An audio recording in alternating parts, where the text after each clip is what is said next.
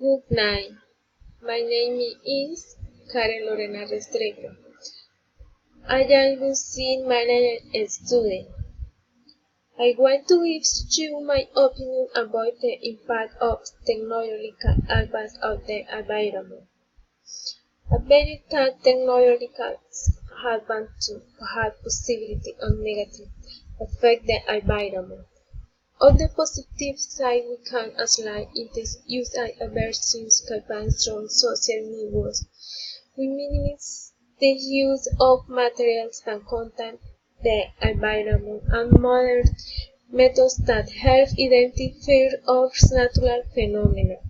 Help me system how making success decisions the negative impact. What we can include is the use of machines used for mining, tampering, and modifying the ecosystem where civil species live. I believe that intercurrent trend in technological development and construction in the planet will continue. It will be the most affected. Too many of the inventions create a deficit elimination of white production while a great negative impact on the environment. We must recognize that we are very serious problems due to incorrect, inappropriate errors or simply word of control uses, and for the engaged to seek money. But we must become conscious and thinking about our planet. I invite you to see a banner to rise and warrants.